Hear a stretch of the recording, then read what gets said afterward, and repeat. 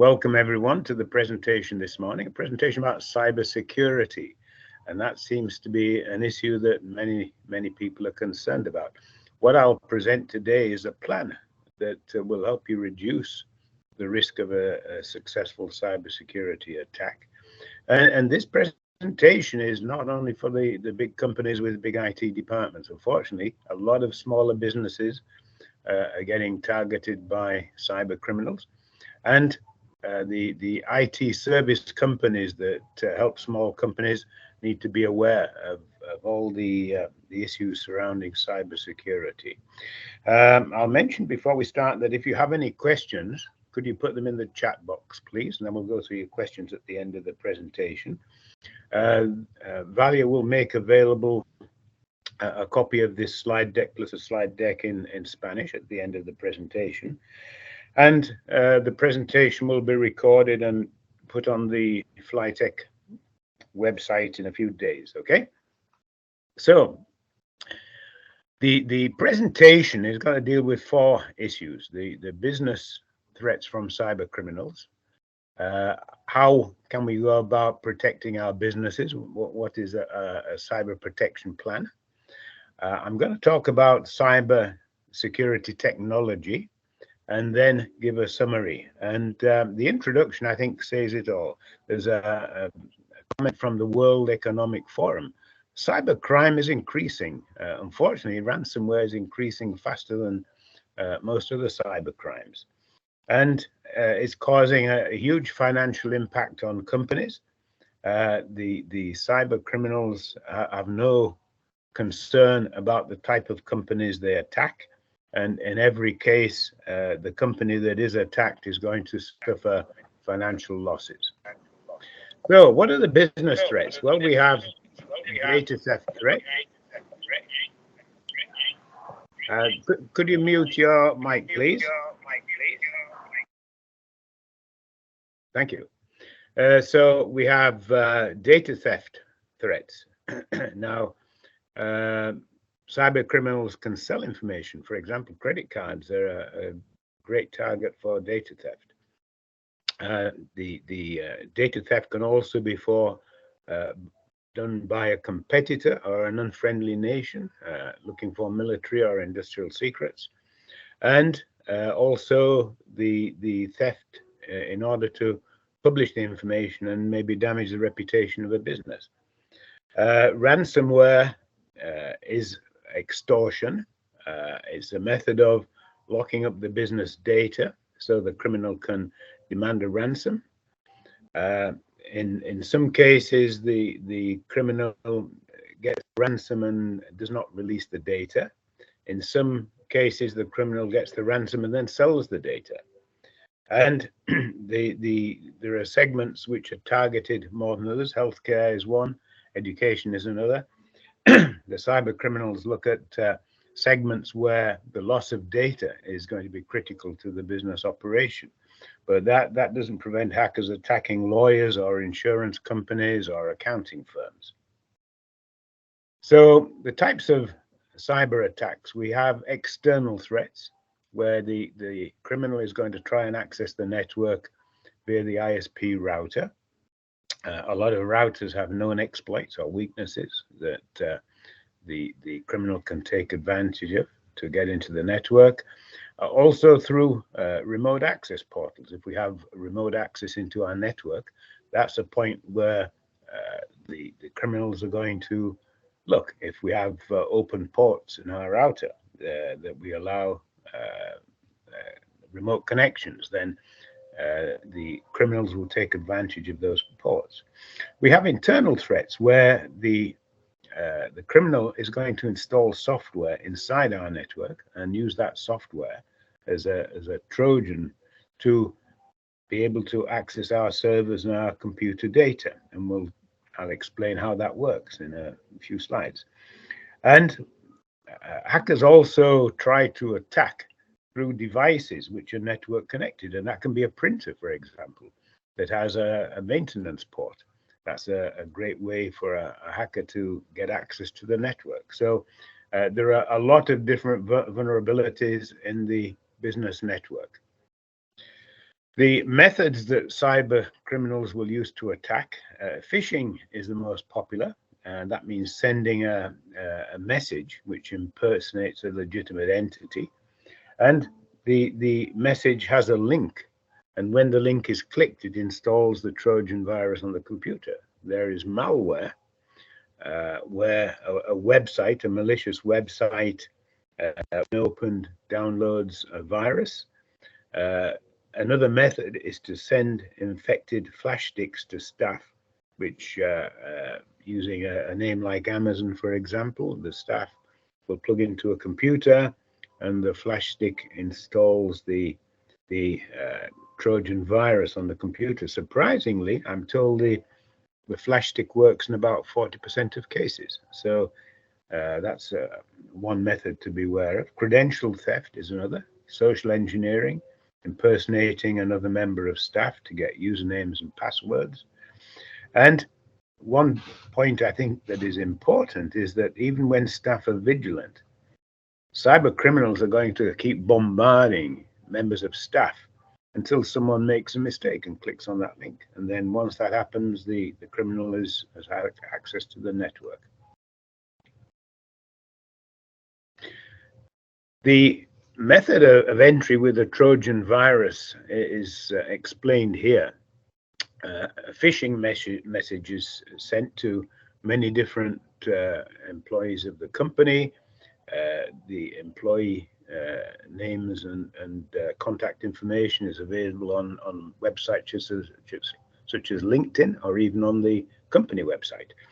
And so the hacker will bombard members of staff until somebody clicks on a link. Then the Trojan virus is installed from the criminal's server. And the virus then works in the background on the user computer to request instructions. This means that the virus bypasses the firewall because it's making an outbound message. The criminal will respond with hacking commands and eventually, through a process, get access to the servers, encrypt the information on those servers, and then display a ransom message on that computer. So that's basically the process of hacking using a Trojan virus, and a very popular method. Some facts about data breaches. Stolen login credentials are probably the #1 threat. And this is why it's important to look at multi-factor authentication, and we'll talk about that. Many of the breaches, 88%, are via a remote access method.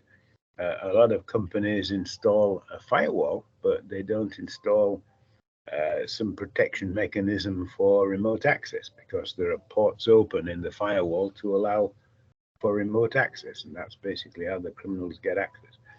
85% of data breaches are discovered only after weeks or months, which means that the criminal is busy stealing data and no one knows that is happening.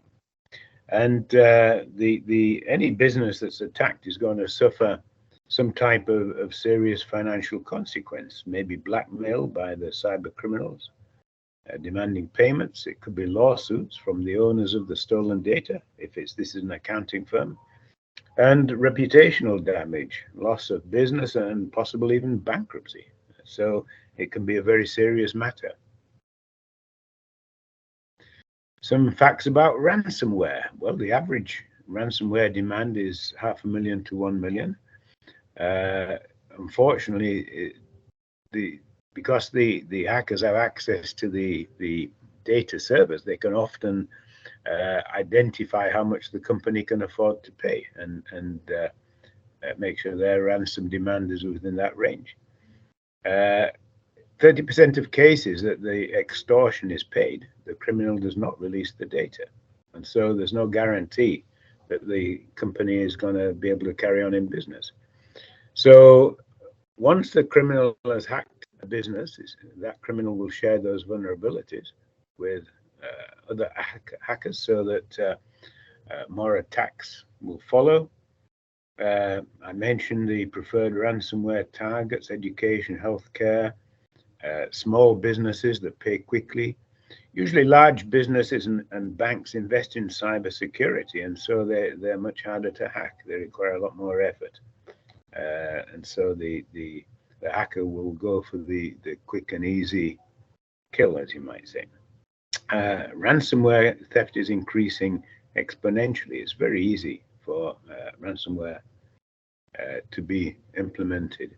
I ought to mention that education is such an easy target that the Florida have passed a law prohibiting school authorities to pay ransoms, and so if any ransom is paid, it's done illegally.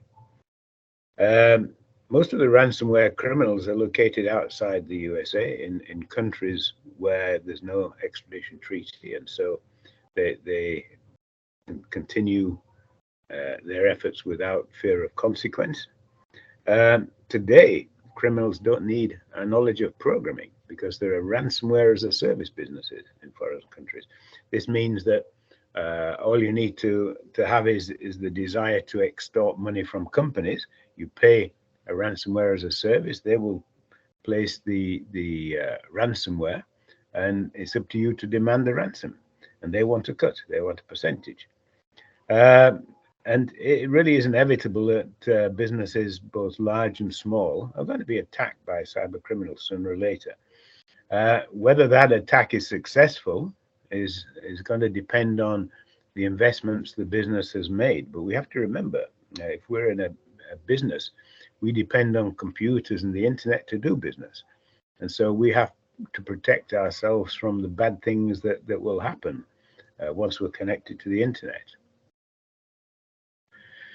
Now, let me tell you about the cyber security business protection plan. We have 3 areas that we have to focus.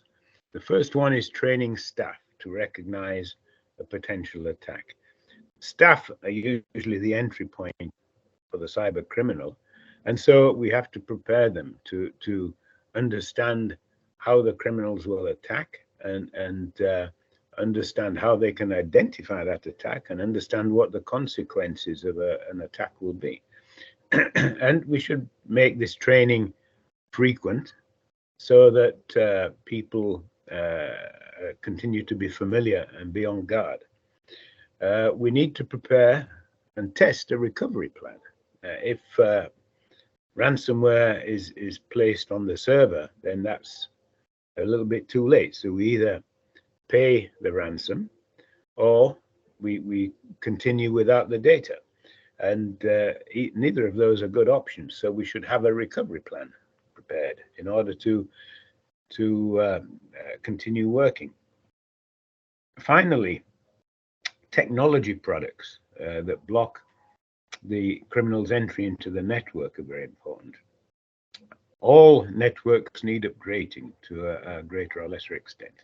All networks have vulnerabilities, and the only way to deal with this is to have cybersecurity experts look at the infrastructure and advise on how it can be upgraded to protect.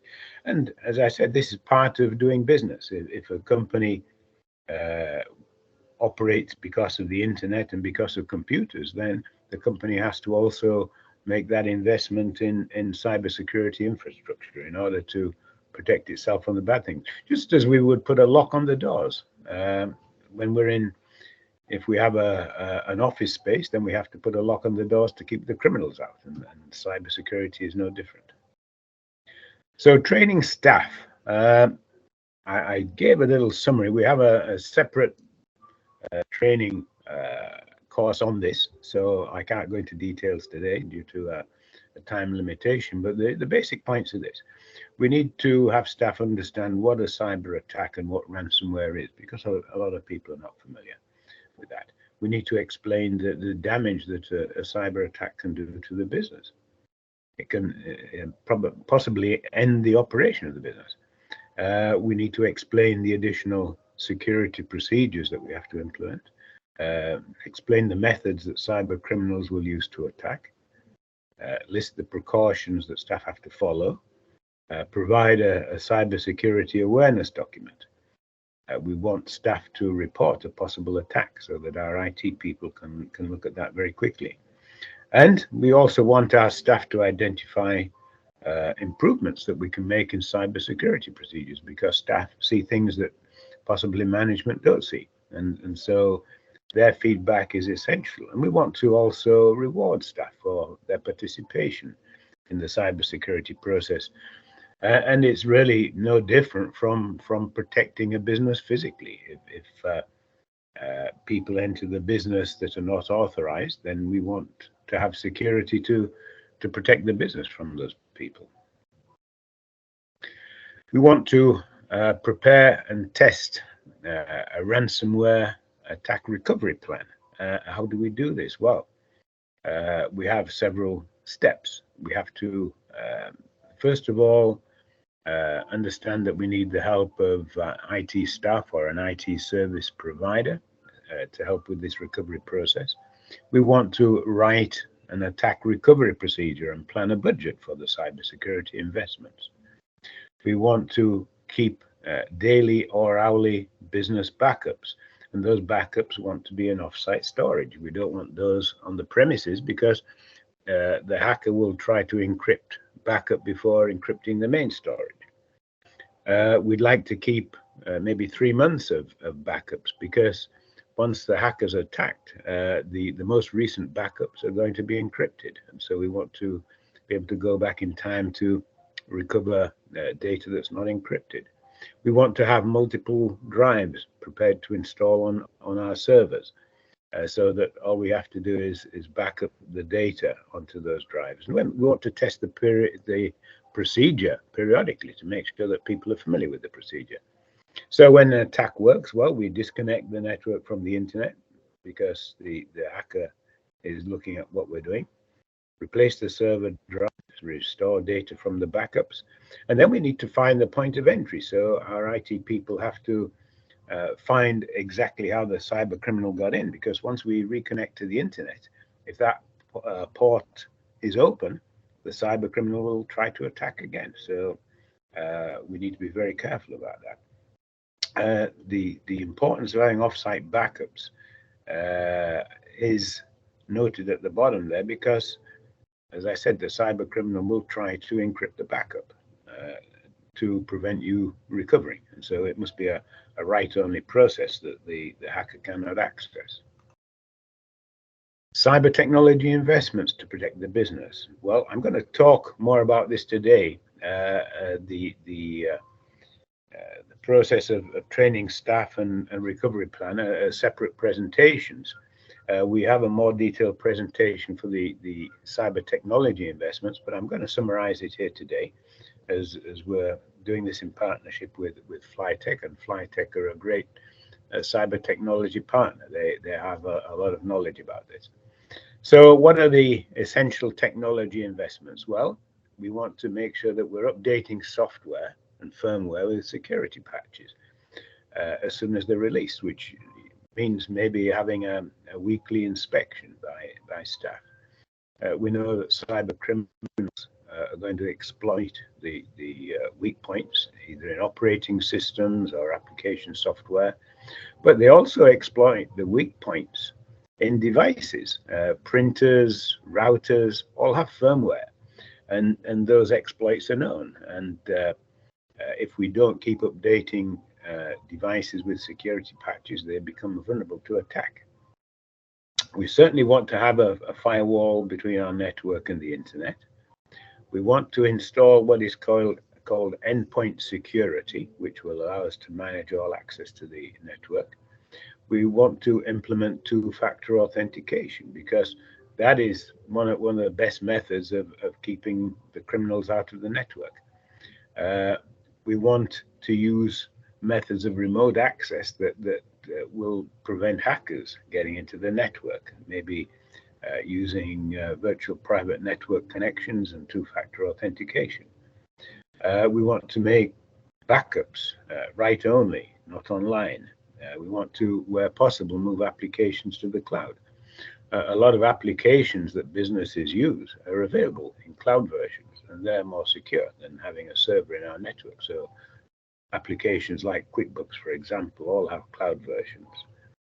Some applications are only cloud, like Salesforce.net.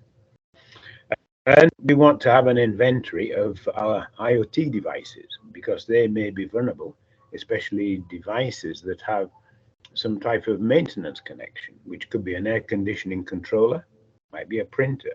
We want to have an inventory of all those network connected devices.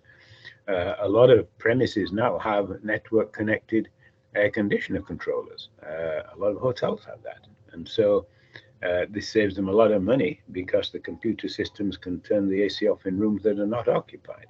But that's a vulnerability. That's a method of the hacker being able to get access to the network.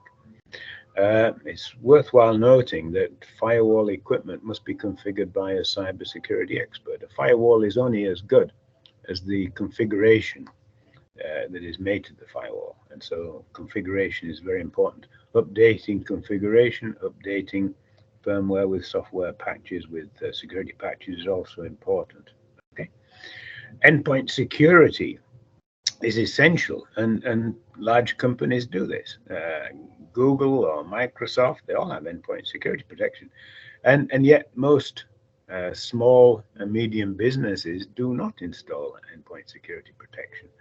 And hackers know this, and they take advantage of that to hack into networks. The biggest deterrent is two-factor authentication with endpoint security. Usually if the cyber criminal sees that, the criminal will move on to the next victim. Zero trust. Well, this is basically endpoint security. Zero trust is the name that we use for this because we don't trust anything or anybody.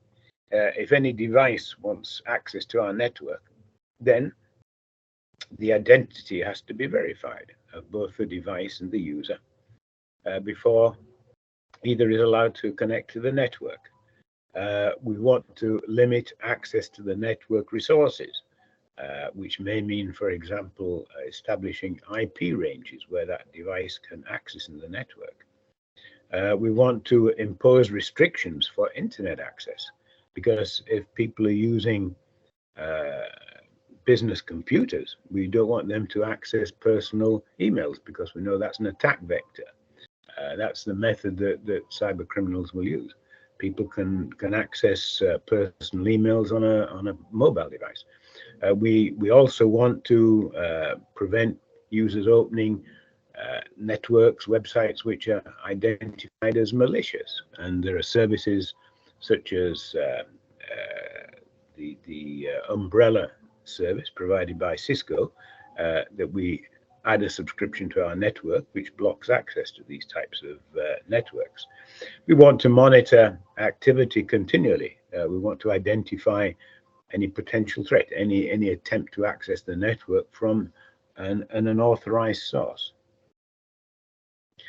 So, as I said, the staff training recovery plan, that will be another presentation another day. There's a lot of information there, but I'll give you a summary of the technology plan, and we kind of boil this down to a 10-point network protection plan. We want to update staff computers, antivirus, the firewall, the endpoint security, two-factor authentication. We want to firewall any public internet service for guests, hotels, retail all have this. We want to make sure that remote access is done through a control channel, a VPN with authentication. We want backup made offsite. We want, where possible, applications moved to the cloud, monitoring network accesses and alerting any unauthorized access, and verify that IoT devices have no external links. And I'll go through these pages quite quickly. Antivirus, I think we're all familiar with that. That will be our first line of defense against the installation of a Trojan virus. It's not guaranteed to work every time because the criminals are constantly changing the virus profiles, but it's a good line of defense, and we make sure that it's updated on a daily basis.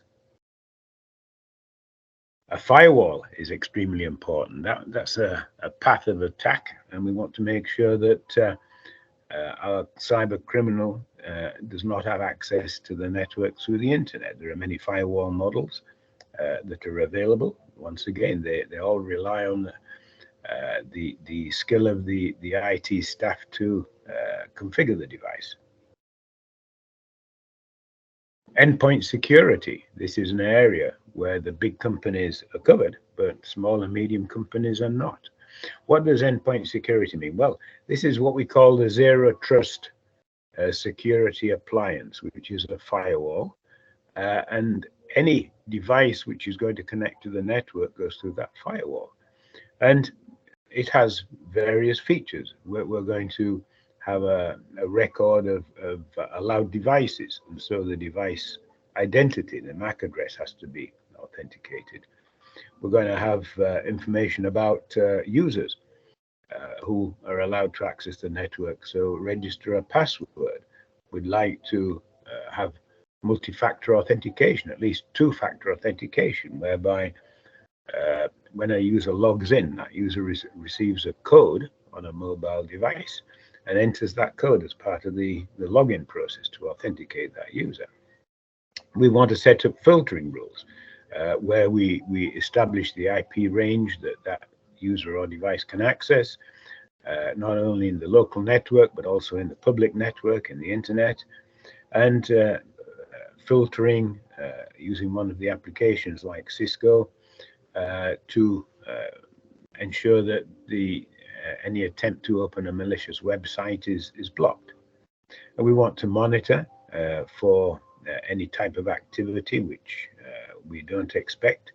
And we also want reporting. We want to be able to look at what's happening with our network, list authenticated users, list IP requests, list failed authentication, and also alerting. Now, a lot of smaller businesses, medium-sized businesses don't have an IT department, but they do have an IT service provider.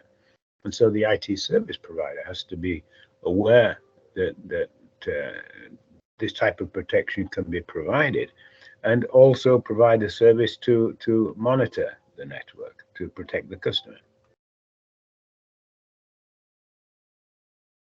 Two-factor authentication. Well, usually employees hate it because it's one extra step, one extra thing to remember.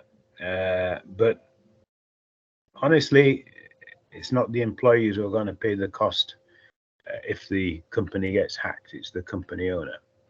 And so it's essential for company owners, business managers to implement two-factor authentication at least.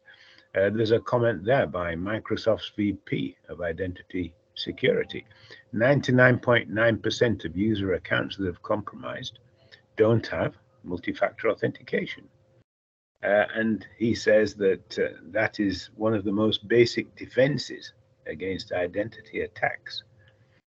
One comment I would make, and this is once again a different presentation. If a company is seeking cybersecurity insurance, then insurers are going to insist that the network has MFA protection. It's the same if you're looking for insurance for your building. The insurers are going to check that you have an alarm to advise, set off an alarm if access occurs. Same if you want fire insurance. The insurer is going to check your premises to make sure you have a fire alarm system that is working and tested, and also check that you have fire extinguishers. So it's the insurance companies will follow the same procedure.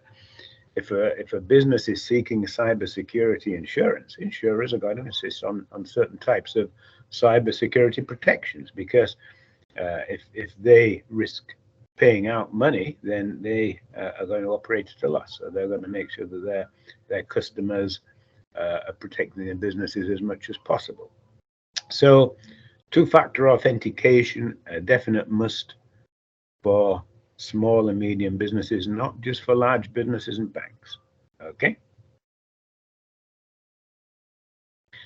Public Wi-Fi. A lot of businesses provide internet for the public. Hospitality businesses, retail businesses, It can be small retail, it can be a hair salon, it can be a large big box store. They all provide internet. It can be a dental waiting office. So that Wi-Fi will give access to the network if it's not firewalled. And the company may think, well, it's only applicable to people who are sitting in my waiting room or in my premises that have access to the Wi-Fi. That's not true, because any device can be compromised with a Trojan virus. And so once that device is brought into that office space and connects to the network, then that alerts the hacker that there is work to be done. There's a network to be hacked. And so it's possible that that hacker, once has access to the network, can plant a virus on a computer inside the network and continue hacking. So the person visiting the company is a transport for a hacking method inside that company. And all businesses that provide public Wi-Fi must have a firewall, and that provides a series of protections. It's essential for businesses, for example, that have a point of sale. They have to comply with PCI DSS, the Payment Card Industry Data Security Standard. That specifies that either public Wi-Fi is connected to a separate ISP, or else is connected to the network via a firewall. It applies to healthcare because they need to comply with the HIPAA security rule. And the HIPAA security rule requires two-factor authentication to log into a network. Remote access. Well, when we set up remote access, we have to be very, very careful because this is a method that the hacker is going to try to access the network.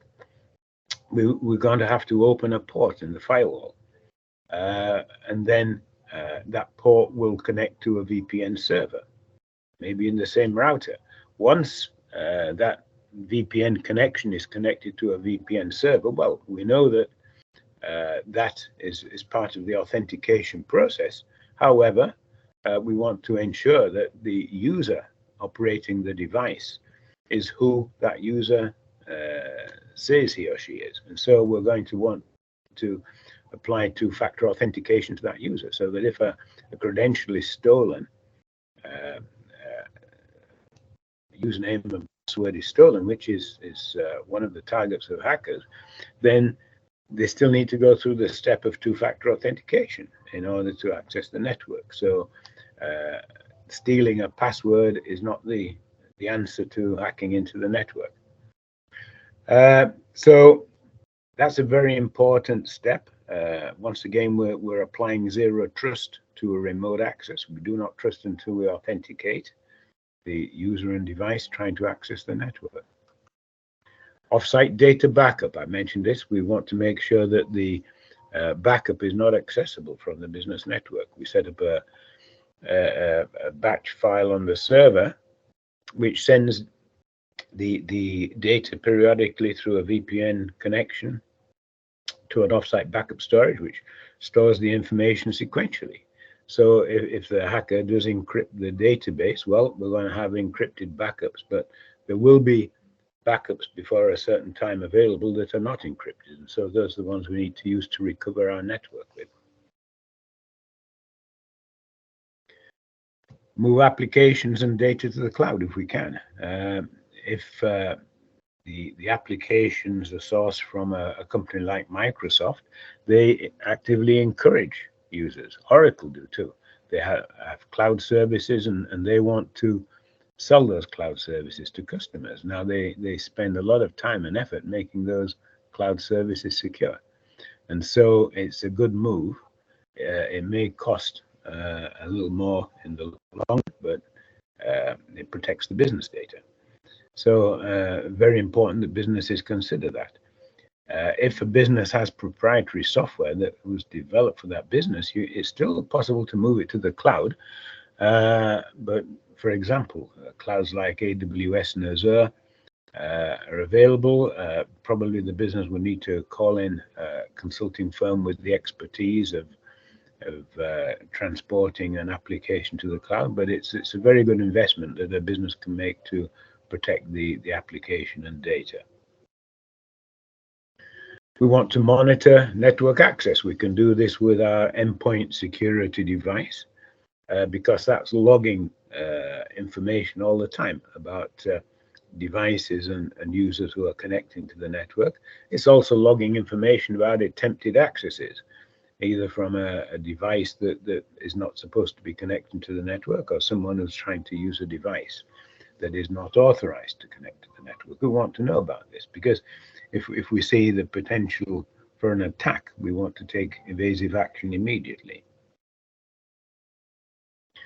IoT devices, I've mentioned these. It can be an air conditioning system, it can be a printer, it can be a production machine. A metalworking company, for example, will have a laser cutter that has a maintenance connection to the manufacturer.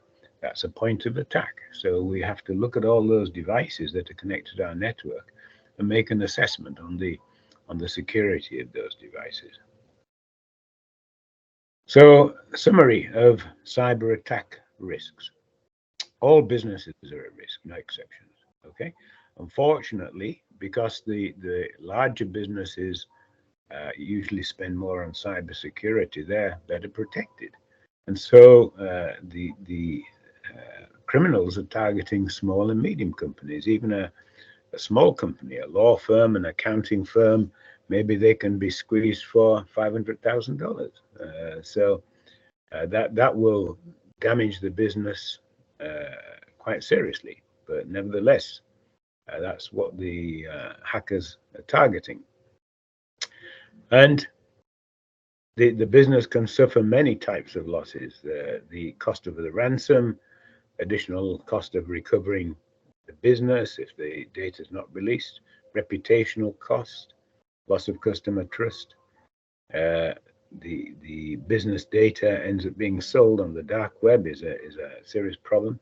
Healthcare businesses, they are at the biggest risk because they have a legal obligation to report a data breach to the Department of Health and Human Services, and then they have to pay a fine according to the number of patient records breached. That's part of the HIPAA security rule. And so the healthcare businesses get hit twice after a ransomware attack or a data breach. So the essential cybersecurity checklist. Well, vigilance is the number one there. We want to be aware of who is using the network and what is being accessed. So we want to install a firewall, tools to monitor network use. We want a security expert to make regular checkups, ensure that software patches are always installed. And we want to allow only approved devices and people to access the network. We want to implement two-factor authentication. And we prefer that computers that are connected to the network are not disconnected and moved elsewhere. Because once a device is moved to another network, then there is a risk that computer will become infected. If staff are working remotely, it's better to give them two computers, one which permanently stays in the office and one, probably a laptop, which they can take to customers or use at home. And then data can be shared through cloud storage, where the data can be scanned for viruses. So those are the precautions that we should be taking. There are new technologies becoming available. One of them is artificial intelligence, assessment of unusual activity. These, although the prices are already quite high, these types of technology are being implemented by the bigger firms. Google has it, Microsoft has it. What does this mean? It means that the AI is building a database, or you might say training a neural network with the information about the devices that are connecting to the network. And so it looks for unusual activity and flags that unusual activity, and that may result in that device being disconnected from the network or at least investigated. Unusual activity might occur when a Trojan virus is installed on the computer. And so the hacker starts accessing servers that are not normally accessed by that user. And so that is the type of unusual activity. So AI is, unfortunately, the cost is not within reach of small to medium businesses yet, but it very soon will be. And so that's the technology that we have to consider. So the network endpoint is the weakest link. That is the preferred target of cyber criminals. The network endpoint, remember, is the point where devices connect to the network. And so there are several different products that are available. One excellent product is called Fortinet, which is a product from Fortinet. Now, that is used by banks and businesses. It's a 40,000 plus product, but it does a great job. There are much more economical products like the Ethernet that do a great job of protecting the endpoints of the network. We want to make sure that who is getting access and what devices have access, devices and people that we have authorized to have. Flytec, I should mention, has a wide range of products. Firewall products like WatchGuard, which are very popular. Router products like Mikrotik have firewalls. They require technical knowledge for programming. Of course, they have to be scripted. So they're harder to implement, but with the right expertise, can be very effective at a price point. We have endpoint security products like Ethernet, which implement zero trust security. And then we have public internet firewall products like Guest Internet that do a great job, very popular with motels, hotels, retail, do a great job with protecting the business network from hackers. They have features such as firewalls and other types of controls. Finally, a quick mention about Internet Technology Answers. We have a range of cybersecurity services, business infrastructure, cybersecurity risk assessment, review of cybersecurity policies. Many companies don't have policies in place. We help to draft new policies. Evaluation of cybersecurity technology controls, preparation of a technology transition plan to move from where the network is now to a point where the network is better protected, analysis of risk management and recovery procedures, preparation of a cyber attack recovery plan, periodic employee training for awareness. This is also a great way to minimize the impact of a cyber criminal on your network. And then compliance with PCI DSS and the HIPAA security rule for healthcare companies. Okay, and we work with a company's IT department or IT service company to protect the company.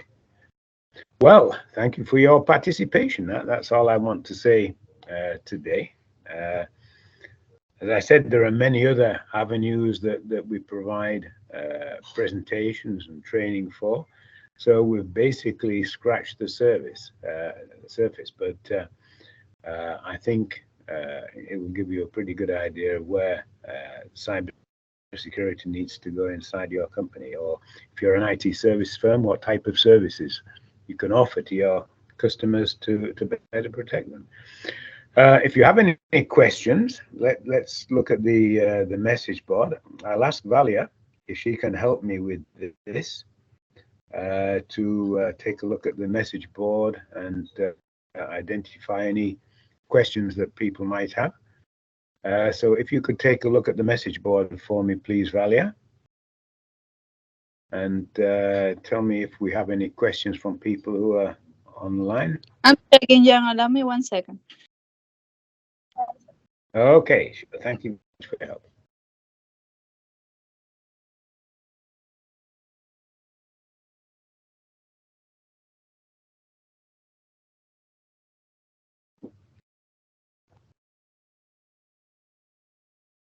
There are no questions so far. Okay, well, in that case, we'll finish here.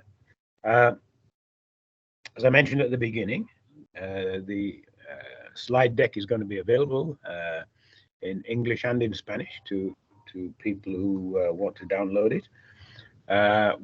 I know Flytec will make available a recording of this presentation, and so you'll be able to download that recording also. And if anyone does have any questions, well, my contact information is up there on the screen. You can also contact the people in Flytec with any questions that you have. So I'd be glad to answer any questions. So I thank you Hi, very John. much for There are some questions joining on the the call. board. Go ahead. There are some questions. Okay. Jim is asking, Go ahead. second factor on 2FA is always to a phone.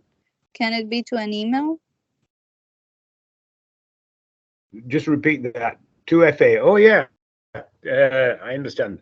Yeah, 2FA can be any method. It really depends on how that's implemented. But yes, you can send a message via SMS. You can send it via email, and those are the two popular options. So that if you obviously you work with companies like Amazon or other retail companies, you'll see that each one has a preferred method. Some will send the access code by email and some by phone. So that depends on the equipment that you're installing, the endpoint security equipment. Okay, any more? There's another questions. Diana is asking how to prevent carding. Card, you mean access control cards? Like the credit card. Oh, credit card. Well, that's a method that the credit card companies they have their own methods. Each one implements its own method for credit card verification, and basically we have no control over that. If we're using an entity to charge credit cards that can be authorized.net, they're going to manage the authentication process and identify any misuse of credit cards. So we have to rely on the service of a third party to tell us if there's any attempt at credit card theft or that type of thing. All right. Well, thank you very much indeed. I appreciate your time. I ran a little bit over time, but I hope you enjoyed the presentation.